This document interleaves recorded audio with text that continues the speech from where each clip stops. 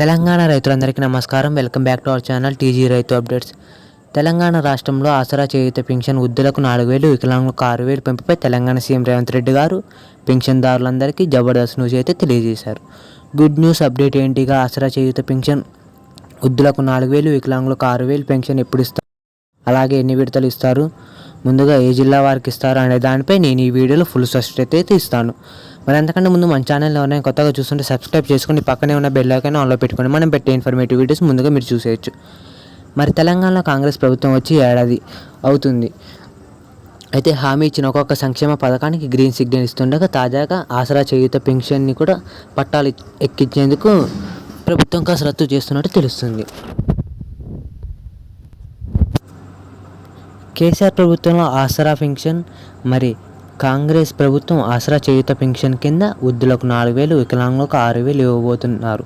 అయితే తాజాగా జరిగిన సర్వేలో వృద్ధులు ఎంతమంది, వికలాంగులు ఎంతమంది ఉన్నారు అనే నివేదిక పత్రాన్ని ప్రభుత్వానికి అందజేశారు.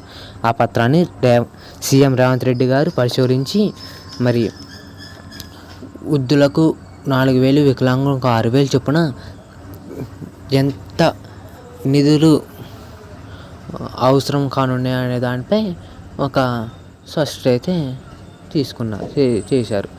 అయితే ఈ పాటికే ఆసరా చేయూత పెన్షన్ అమలు చేయాల్సి ఉండగా ప్రభుత్వం కాడ నిధులు లేకపోవడంతో కొంచెం లేట్ అయిందని తెలియజేశారు. మరి తాజాగా ఆర్థిక శాఖను నిధులు చేకూర్చాలని తెలియజేశారు. అయితే ఈ నెల ఆఖరిలో ఆసరా చేయూత పెన్షన్ అమలు చేసేందుకు కసరత్తు చేస్తున్నట్టు తెలుస్తుంది. మరి అన్ని జిల్లాల వరకు ఒకేసారి ఇస్తారా, లేకుంటే కొన్ని జిల్లాల వరకు ఇంప్లిమెంట్ చేసుకుంటా పోతారా అనే దానిపై ఇంకా ప్రభుత్వం అయితే స్పష్టత ఇవ్వాల్సి ఉంది. మరి ప్రభుత్వం ఏమంటుందంటే రైతులందరికీ వారి కొద్దిమంది అకౌంట్లో పెన్షన్ వేసి కొద్దిమందికి ఇంటింటికి వచ్చి ఇస్తామని తెలియజేస్తుంది. మనపై ఇలాంటి వీడియోస్ కొంతమంది రైతులకు షేర్ చేసి నాకు థ్యాంక్ యూ ఫర్ వాచింగ్.